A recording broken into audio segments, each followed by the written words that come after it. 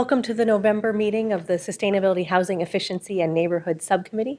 For those of you joining us online, we've already started off with a special treat.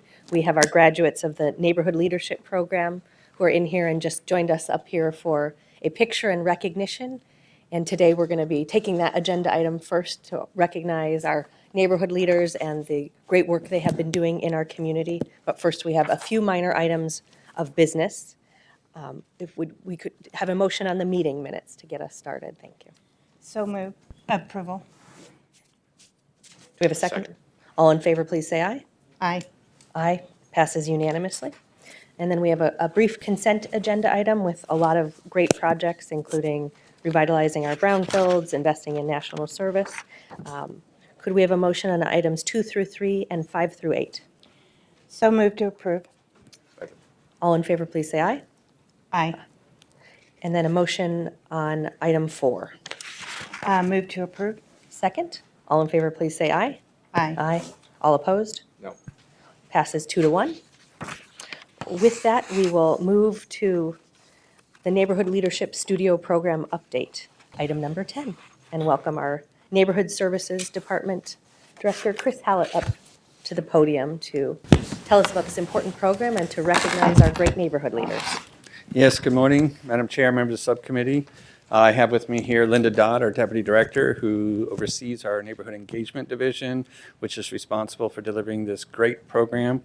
Neighborhood Leadership Studio began back in 2014. It was a staff-developed initiative where we work to build the capacity of Phoenix residents and neighborhoods. Those listed with our neighborhood association listing and have the capacity to show an investment in their neighborhood, and we connect them through a series of trainings. There's 10 core hours that each of these neighborhood groups have invested on over 2 Saturdays, as well as 2 other elective classes that they take through our neighborhood college program, as well as Talking Trash through our sponsor department, Public Works, who provides $2,500 in grants funds for each of these to apply through their grant writing learning program. They get to compete for these funds, get awarded, and complete a project that many of these will highlight in today's presentation. But it's a great tribute to these residents who spend a lot of hard work and time in their neighborhood. Resident participation is key to sustainability and long-term outcomes of neighborhoods. So we can't be more proud of all the residents that came out today, participating, investing in their neighborhood, being great role models for those others in the neighborhood, where we hope they'll use the tools that we've connected with them to help build further engagement and more sustainable projects through them. So without further ado, I'll have Linda Dodd walk through some of our great accomplishments our residents have been able to do through this program. Thank you, Chris. Madam Chair, members of the subcommittee. This program, as Chris described, is designed to develop leadership skills and build the neighborhood capacity of our neighborhood organizations. And we just love the photos to show what kind of impact they are having in our community. In the 3 primary areas, we want to show results with what they're doing with this particular program. And for these groups, they focused on strengthening the community engagement in their neighborhoods, promoting neighborhood safety, and also the sustainability component. This is funded in part by the Public Works Department, actually in whole by the Public Works Department, and we have Jesse Duarte from the Public Works Department. I want to thank them for stepping up and taking a leadership role in helping us to fund this particular program. Additionally, I would also like to recognize the Phoenix IDA. While their funds were not used for the Class 2 and 3 graduating class, they did give us additional dollars for the 17 and 18 years, and that matched what Public Works offered. So now we're able to offer up to $5,000 per neighborhood organization.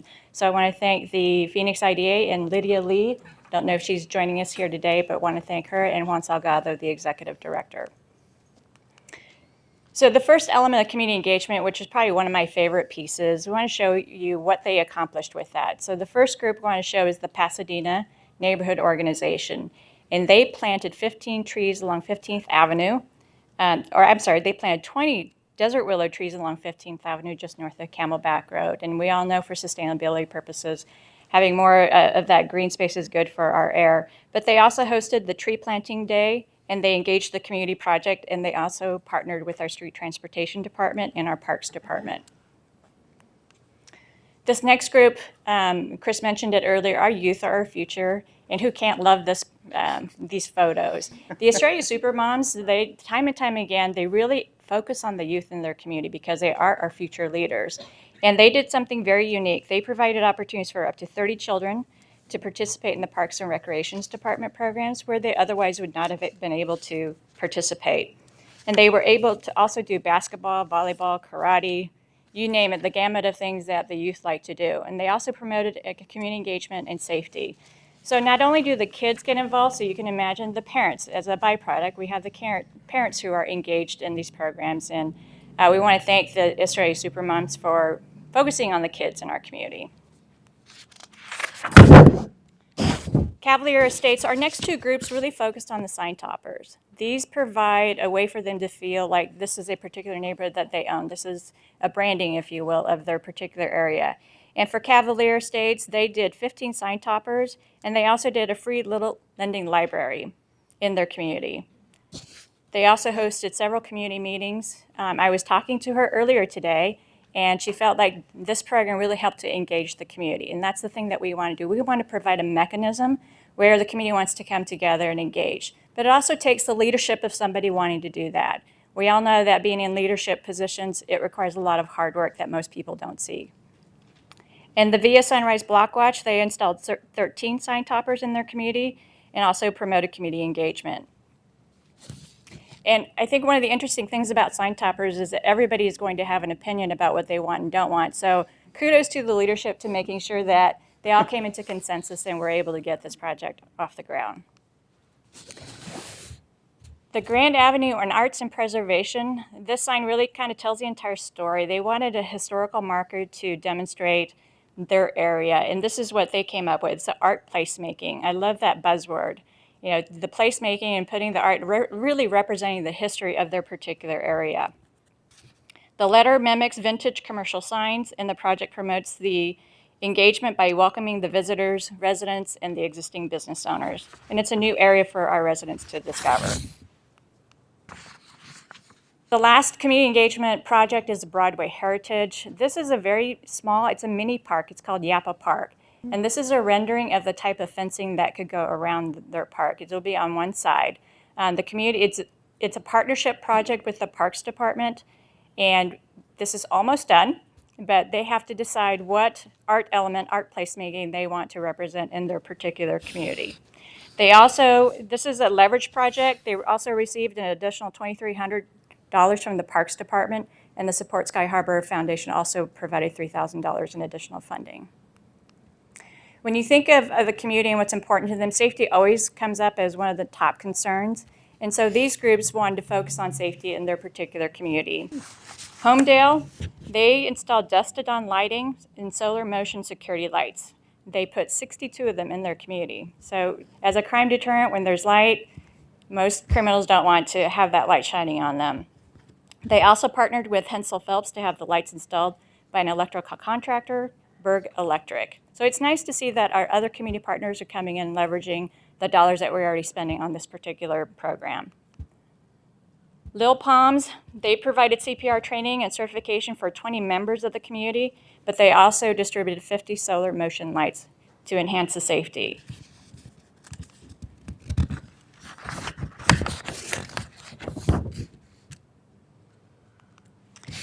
Save the Children. They had their address numbers painted on their sidewalks or their curbs, and they impacted over 300 households. And something so small like that, and obviously for the first responders, they're able to get to the homes much quicker because I don't know if you've driven around at night trying to figure out somebody's house address, but that is a very challenging thing to do. So to have them painted on the curb, it also helps with the branding of the neighborhood, but it also makes sure that our first responders can find their locations. But also, too, when they're having parties, it's easier for folks to find their homes. Grand Park Neighborhood also did the same thing, and they also impacted 300 households in their community. Sustainability was an important piece, and that was one of the objectives in receiving the funding from our Public Works Department. And so the recycling and composting, the first one I want to show you is Cactus Run. They installed 21 composting bins in the community, and they provided 43 solar motion lights and 62 LED bulbs to the community members. So they're really focused on educating the community on recycling and the sustainability and how to promote that. East Glen Rosa, yeah, I have 3 dogs, so I really appreciate these little bags that they put out into the community. They installed 15 dog waste stations, and I think that prevents us from receiving calls about neighbors who are allowing their dogs to go in their property. So thank you for that. So you are alleviating another future problem down the road, but also helping people out. Can't tell you how many times my husband walks the dogs and forgets to take a bag, so it's really helpful.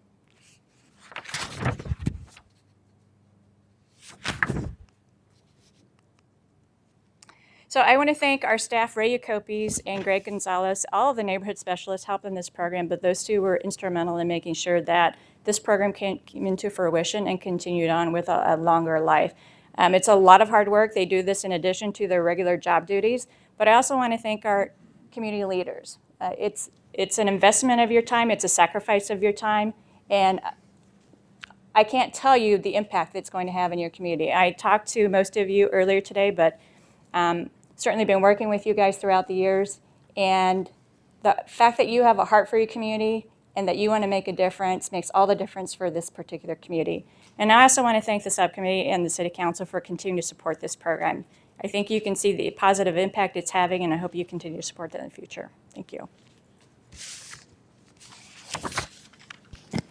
Well, thank you for that wonderful presentation. It's great to see the ideas that our neighborhood leaders came up with. There's so many needs, and I think many other neighborhoods will benefit from this program, so I certainly want to continue to support it. And as we look around the room, these are so many of the folks who are our leaders throughout the city, who lead in so many other areas of the city as well.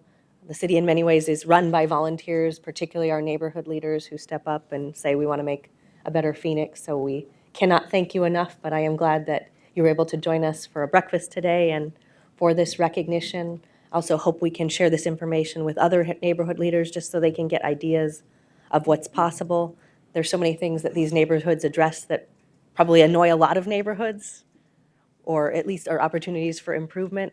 And so just giving them the sense that this is possible will be inspiring to other neighborhoods. So thank you for your continued service to the city of Phoenix, and more importantly to your neighborhood. We are grateful for you and the time you've given to our community.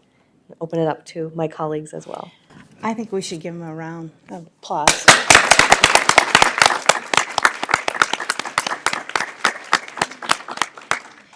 And again, I had a chance to go to the breakfast this morning, and I got a chance to thank everybody. Thanks again for your involvement. You really do make our city special. And thank you to Greg and Ray for their leadership as well in putting together this program. We got great feedback from it and appreciate the work that our city staff does as well. Wonderful. Thank you. One of the priorities of this subcommittee is addressing the many vacant lots that the city of Phoenix owns.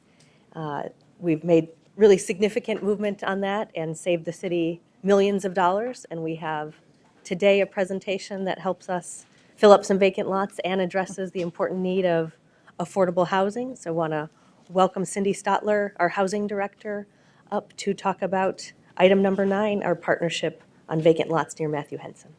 Thank you. Good morning, Madam Chair and members of the council. Today we're here to talk about a contract for the disposition and development of a number of vacant lots in the Matthew Henson community.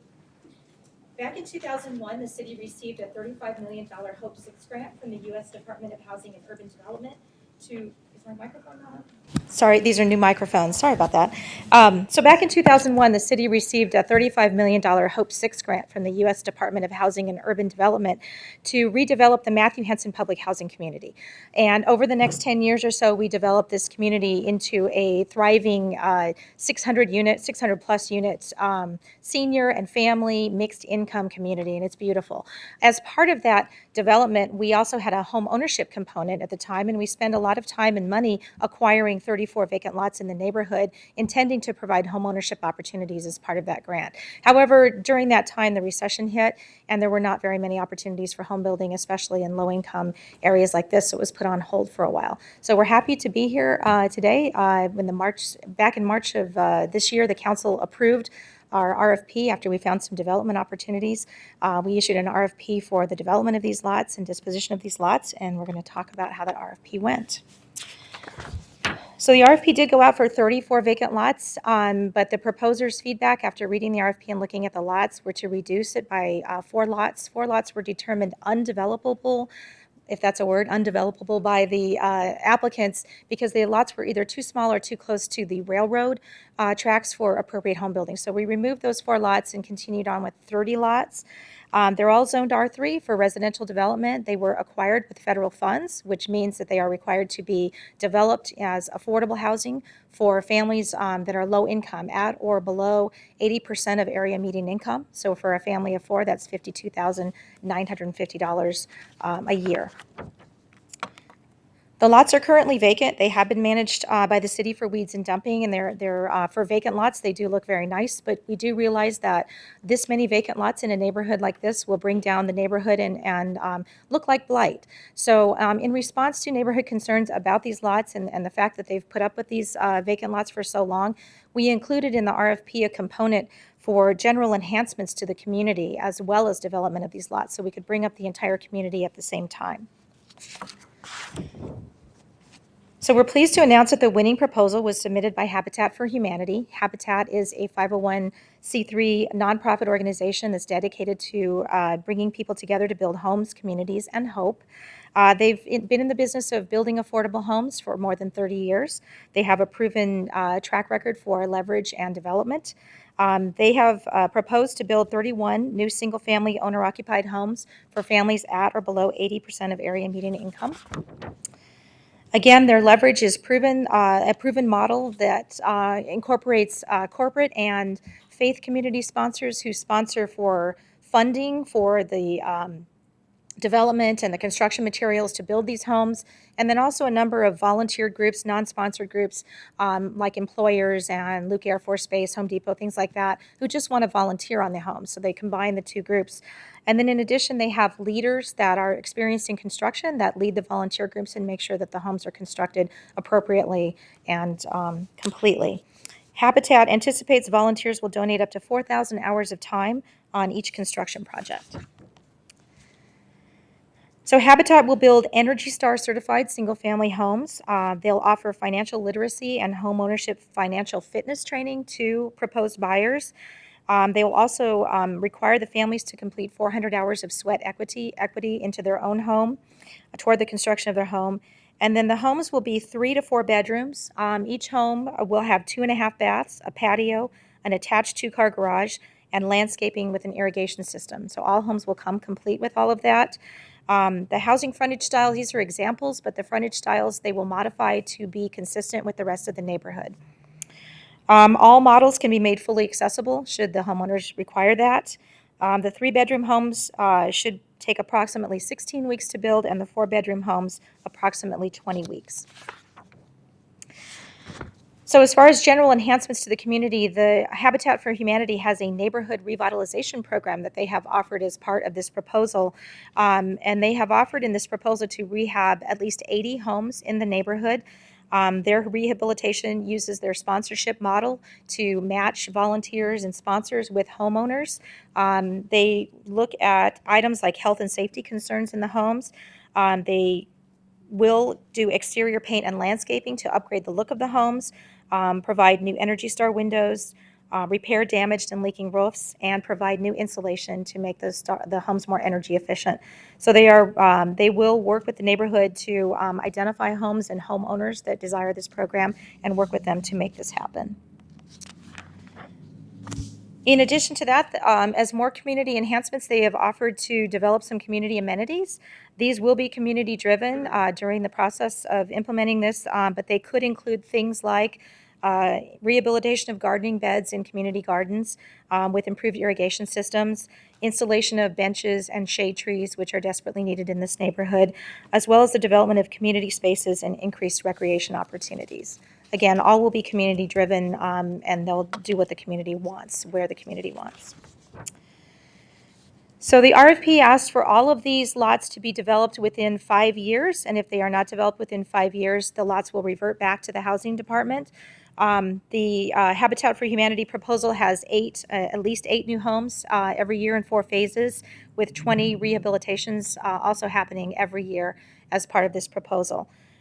We have 30 lots, but they are proposing 31 homes because one lot is large enough to build 2 homes on. We will do a lot split and build 2 homes on that.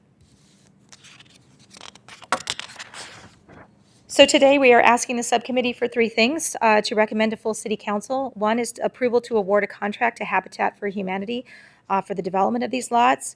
Number 2 is execute all related documents and agreements to effectuate the disposition and development of residential city-owned vacant lots for affordable homeownership.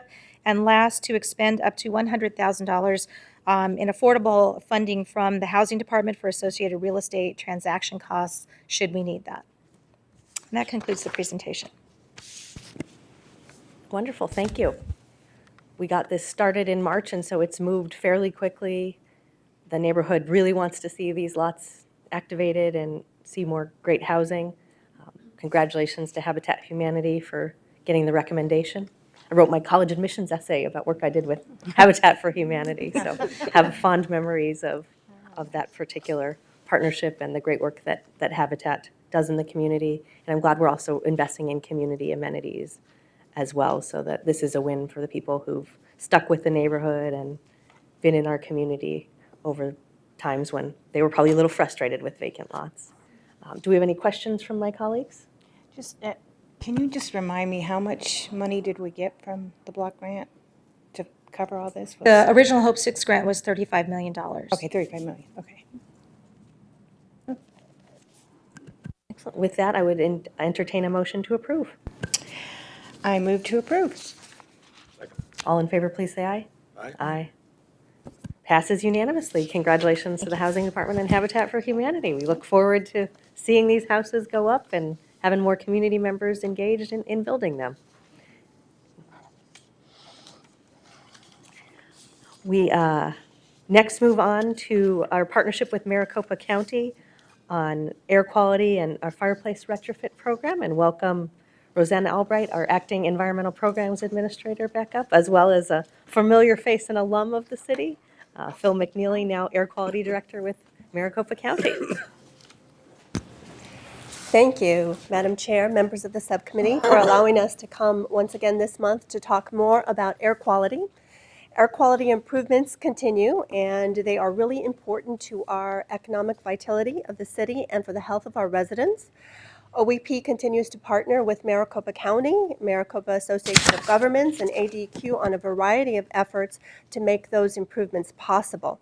At last month's subcommittee meeting, OEP presented an ozone air quality update, which indicated it is likely that the region will meet the 2008 ozone standard pending approval of exceptional events that occurred in 2015 and 2017. So today, we are bringing an important program to the subcommittee that is striving to improve air quality by reducing PM 2.5 during winter months, by promoting alternatives to wood burning, and it's a great example of the continued collaboration happening in our region. So Phil McNeely, our quality director, is going to be talking about Burn Cleaner, Burn Better campaign. Yeah, and thank you, Chairman and committee members, for inviting me. Burn Cleaner, Burn Better is our winter campaign to reduce smoke pollution in South Phoenix area. But before I jump into that, I'm going to give you a little bit of a marketing slide here. So you hear a lot about air pollution, how things are getting worse. I hear it all the time, but reality is our air is getting better and better as the years go by. So this just shows you Arizona from 1990 to 2015. Our GDP has increased 312%. Our population in Arizona has gone up 86%. But our air pollution has gone down 62%. So that's a direct relation with cleaner burning vehicles, better fuels, and all of the improvements to generators and all the technology improvements. So we think that's going to continue on, but there are still challenges locally and in certain neighborhoods, and that's what we're trying to address with this campaign. Give you one more marketing slide, is our visibility is getting better too. So since in the last 20 years, our 20 best days have improved from 52 miles to 82 miles. And the same with the 20 worst days. It's gone from 18 to 27 miles. So if you're looking at the mountains and you think it looks a little bit clearer as the years go by, it actually is. So that's good news that you don't really hear very often. So our Burn Cleaner, Burn Better campaign, what that's all about is every winter we have, if you drive over the mountains and you look down by the river, smoke settles by the river. And what that's caused by, it's our meteorology. You have an inversion layer, so it gets hotter higher up in the atmosphere and cooler near the bottom. So it's like a cap. So when people burn their fireplaces, which everyone does, and they have their outdoor fire pits, the smoke goes up to the cap and it spreads out. And it settles down in the South Phoenix area. So we have 3 monitors that are actually trending upward rather than going down like most of the other monitors. So what we've done is we don't regulate burning smoke if it's not a high pollution advisory day. And the problem in the South Phoenix area is you have all of December and all of January, really, you have pretty high smoke levels all month long. So since we can't really regulate that, so what we're trying to do is 2 things. One is an outreach campaign to say, burn cleaner, burn better. There are alternatives to burning wood. You can burn propane, natural gas. And the other thing is, rather than just do outreach, we're trying to institute programs that help clean the air. So that's where we get into the fireplace retrofit program. So last year we kicked off we call it the McFIRP program, Maricopa County Fireplace. No one likes that, but we like it. So it's in a target area, and that's where those 3 stars, South Phoenix, Durango, and West Phoenix, are the monitors that are actually trending upward for PM 2.5. So in this area, northern to baseline, 16th Street to 59th Avenue, if you have a wood-burning fireplace, the county will not repair, but retrofit it, and if you have natural gas to that home, we will pay up to $2,000 to run natural gas into your fireplace. And also, if you don't have, some neighborhoods don't have natural gas, they just don't have it. So we'll put in a cleaning device. It's actually called, it's like a catalytic converter almost. It burns the smoke hotter. So they put it up in your chimney. When you burn the wood, the smoke increases the temperature and burns up to 75% of the smoke. So when it comes out of the chimney, 75% less smoke coming out. And it burns hotter, so you burn less wood. So it's really very interesting, and it keeps your chimney cleaner. So to date, we've done 205. We're going to keep running this probably for the next 3 years. I'm hoping to get 800 homes. So if you're wondering, how do we know wood burning is a problem? We do speciation studies, and we analyze our monitors, and it is wood. In some other cities, it could be diesel exhaust from trucks, but for our city, it's wood, or on January 1st, it's fireworks. But mainly it's wood. So this year, we're kicking off a new program to add on to this, and it's we're not calling this McPit. We thought about that, but we're calling it Maricopa Fire Pit Program. So what this is we know that on Friday and Saturday, because the art inspectors are out there, there's a lot of parties in the backyard, and a lot of people burn a lot of wood in their backyards. And that has resulted in our highest values ever in some of these monitors. It just spreads out all over the neighborhood. So what we're trying to do is this on the Burn Cleaner, Burn Better campaign. In the past, we said, don't burn wood, just don't burn, and people didn't really like government telling them not to burn.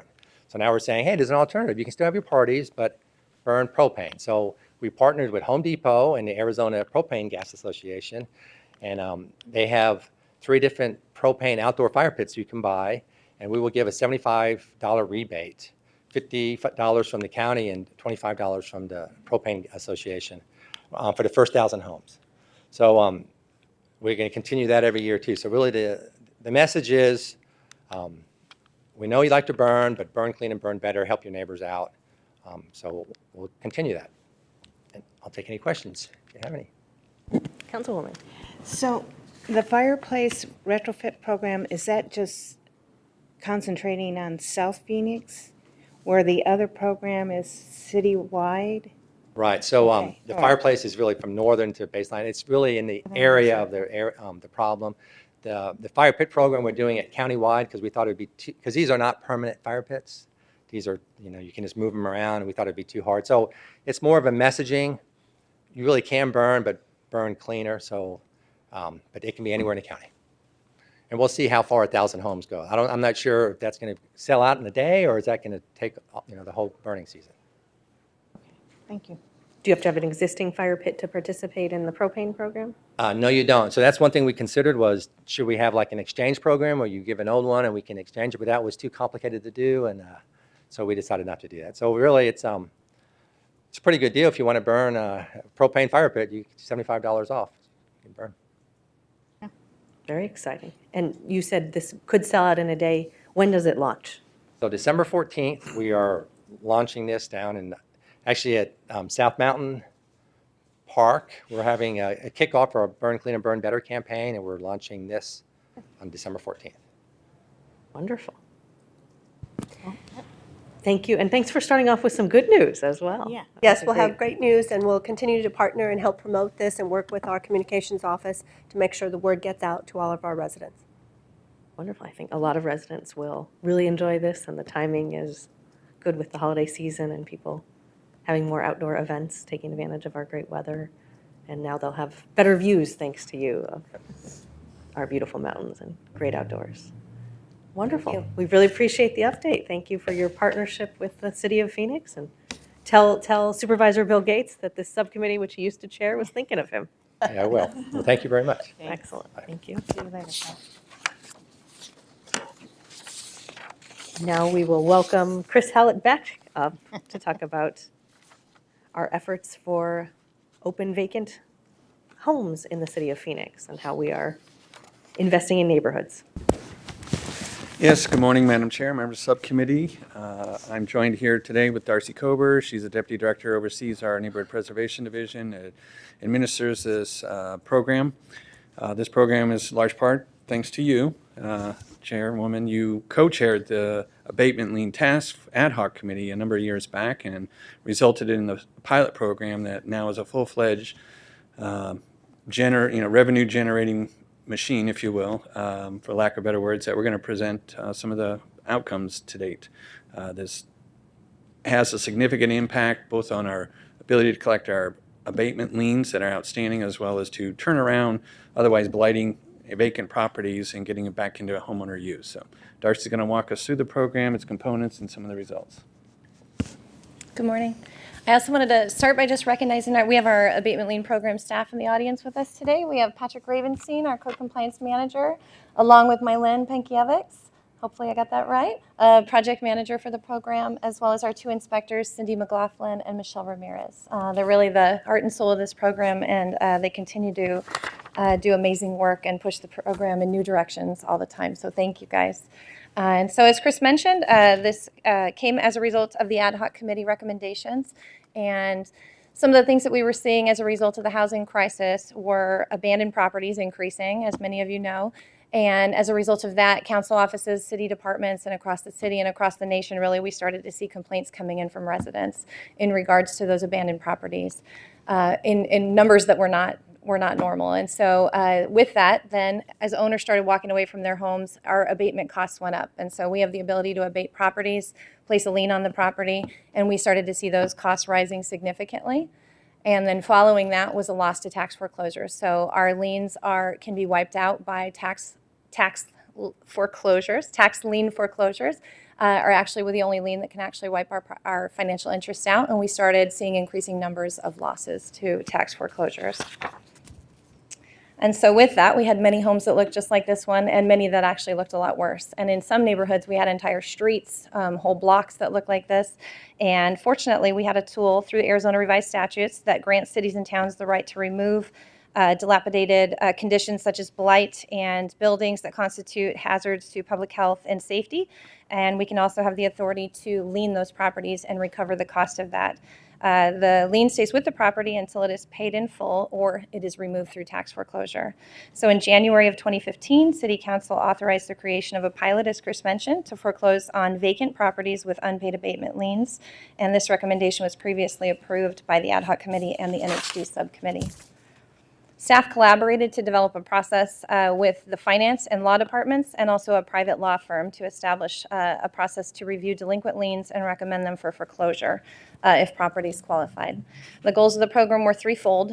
We wanted to effect an ownership change in neighborhoods, so we wanted to get vacant properties into the hands of new owners, and that could make a positive impact on the neighborhood and have them occupied. We also wanted to foreclose on vacant and blighted homes that had delinquent liens. And third, to file foreclosure lawsuits to preserve our financial interests. We developed a three-step process. It starts with a letter that is called an intent to foreclose letter. If an owner pays the lien, the process stops here. So this is a letter that we produce in-house at very minimal cost that's sent out by our staff. Second step is that we refer the process for actual foreclosure. So we actually initiate the foreclosure process through an outside legal firm. It's a second letter that's sent that initiates the foreclosure process. And lastly, if it goes all the way through the process, we obtain a judgment and send the property to an auction. This is the step that then results ultimately in an ownership transfer of the property. So the initial goal of the pilot that Chris mentioned, it was an 18-month pilot, was to foreclose on 15 homes, and we projected that we would recover approximately $150,000. During the pilot, we ended up foreclosing on 23 homes and recovering $1.6 million. So some great results came out of that first 18 months. And where we sit today is that third step of the process. We really anticipated that most of these properties, owners had walked away. We really anticipated that we would have to take all of them all the way through the 3 steps of that process. What we found was actually contrary of that. So only 47 properties have been foreclosed, resulting in the recovery of $395,000. That was a surprisingly small portion of what we ended up recovering. In that second step of the process, we referred 219 properties with delinquent liens to foreclosure, and this action prompted 122 property owners to pay over $823,000. And the biggest surprise was that letter that we send out in-house for really minimal cost had the largest percentage of recovery at 61% of what came back in from 1,268 property owners, yielded $1.9 million. We've issued, like I said, 1,268 letters, and we've also completed research on 2,850 properties to date in the inventory that we had liens on, and that's resulted in just over $3.1 million. We wanted to just share some examples of the many before and afters that we have. This is a property down on South 10th Street, across the street from a school. The property was abated 7 times over the course of from 2009 until just in the last couple of years. And as a result of this program, we recovered almost $12,000 in delinquent liens. This is an example of a property that went through to an auction and was rehabilitated and is now occupied with a new family. This is an example of a property that was abandoned since 2000, had 2 abatements. We recovered $19,000, and it's still under construction, but it's an example of an infill property. So we're actually seeing lots of them that have been demolished come in as new infill, which is really nice to see in neighborhoods also. So in addition to the efficient collection of delinquent liens, some other great results have come out of this program. We've seen a 47% reduction in contractual abatements since 2015. This has resulted in a savings of over $500,000. The program's also resulted in the loss of $1.3 million to tax foreclosures, which is something that we really wanted to see come out of this program. Staff is also currently pursuing 573 outstanding liens totaling at $2.1 million, and will continue to monitor approximately 350 new abatement liens that we place on properties annually. And the staff are also working on 350, I knew I couldn't make it through all those transitions without a hiccup there. So new strategies we're also working on to address liens that are not eligible for foreclosure. That's properties like easements, washes, occupied properties, where they don't necessarily meet the criteria for the current program, but we're working on some solutions for properties that we have liens on those that are kind of special circumstances. So that's where we're at moving forward. That concludes it. Happy to take any questions. Thank you. Thank you for the update. I think this program means a lot to our police and fire departments as well. These open properties were getting a lot of crime attracted, and we had several properties that had fires in them and sat vacant even after the fire, which was such a challenge for the neighborhoods. They said neighborhoods were saying we were recovering, but these blighted properties were really holding them down and creating a perception of lack of safety. My interest was inspired by a couple homeowners who would point to homes next to them and say, it's been years, nothing's happening. They would get frustrated and want to know if the city was aware. So I think if you could speak a little bit about, we're also trying to do more to notify homeowners when we're abating and when they're in this process, so that the people who live near the vacant property know the city is paying attention. Yes, Madam Chair, due to some of the recommendations that came out of your ad hoc committee resulted in better communication for the neighborhood. I think now we post signs on the properties that we are abating so people know that the city is involved in this. And then we've also had enhanced board up standards as a result of the ad hoc committee. We now require plexiglass board ups for board ups in excess of 90 days. So both of those aid the neighborhoods in removing blight. We've driven down, Patrick and I would drive down, and I could just drive right by a house that had plexiglass, didn't know it was even boarded up. It makes a huge difference on the curb appeal of a house versus a painted board up.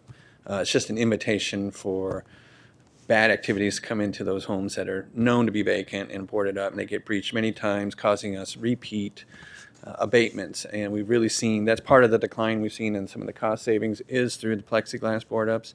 They're not as easy to breach. They're not even known to be a vacant house as well. Plus the policies that staff has initiated through their innovation ways to collect these and as well as take better care of the neighborhoods. One of my favorite neighborhood services events was when several of my council colleagues and our city manager took sledgehammers to the plexiglass and saw what they could do. And that's another program where we were, I think, the first major city to use that product, but now it's several national, I think, there's some, Fannie Mae, I think, copied our program in many other cities as well, so it's been a good innovation. And to me, this is really about community safety and strong neighborhoods. So the $3 million that we brought in is an added bonus. Right. It really is about building these safer neighborhoods. We have heard from one resident who said she really wanted to sell her house but had inherited it and had title problems. And she asked our office, is there community legal assistance or any of the city's contracts with housing aid that could help her get all the paperwork in order to sell it? She didn't want to lose it to foreclosure, but she was well aware she wasn't able to live in it and take advantage of the property. Yes, Madam Chair, we do work with Community Legal Services for a lot of our lower income neighborhoods for aid in legal issues, so we can certainly refer them to them for some help clearing up their title. We battle the same things when it comes to tax liens that are out there. That's part of our innovation that staff has created, is how to project ahead of time and prevent those losses based on the known sequence of events that happen through a tax foreclosure. So we certainly can help educate residents who might be going through the same thing. Right, because if you want to sell the house and that will help the neighborhood, it's helpful if we can make it easier for you. Any questions from my colleagues? Yeah, Councilwoman. I just wanted to say thank you for what you've done and your leadership on this. It really does help stabilize and protect our neighborhoods, and I appreciate your efforts on this. Good job. And a special thank you to the people who actually implement the program, who are out Exactly. there. It was so cool to see your pictures of before and after. And to the people who live all around that, it must just be such a relief to see beautiful homes as your neighbors, where you used to see something that probably made you feel unhappy every time you drove by it. So a lot of happy residents, I hope, who are seeing stronger neighborhoods. Well, thank you for that update. It was great to hear what we're doing and looking forward to more innovation to come. That is our final agenda item. We have combined the meetings for November and December, so this is our grand finale for 2017. But if anyone had items that we ought to schedule for 2018, would love to hear from you, including our leader on human trafficking, if we are due for an update on all the good work you've been doing.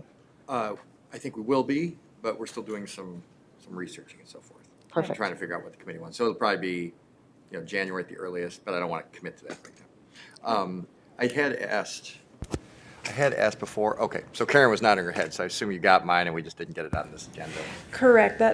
You had asked about curbside green organics, and staff is working on that presentation for you for the subcommittee, crunching some numbers. We have a number of alternatives in how to present, how to attack that. It's no big program. rush, it's just, we want more We are accurate absolutely than working on rushed, it, so. just had my briefing on it last week, so we continue to refine that. Can I, Madam Chair, then can I add something kind of in a similar vein? So there's an article in the paper about how we're measuring how much recycling, you know what I'm talking about. So could you just maybe, obviously not now, but explain that could there be a little briefing about what changed, why it changed? Right, so, Madam Chairman, Subcommittee, I believe you're referring to the discussion about our diversion rate and how that is calculated. We'd be very happy to come back to you and talk a little bit about where we are and what that consists of, what that number represents. Yes, Madam Chair, I would just be respectful of your time. So if we have a packed agenda, it doesn't have to be, I'm not wedded to any particular meeting, but it's something I'd like to hear about at some point. I think a Reimagine Phoenix update makes a lot of sense for us. Wonderful. Well, with that, we will adjourn the meeting and wish everyone a fabulous holiday season. Thank you. Absolutely.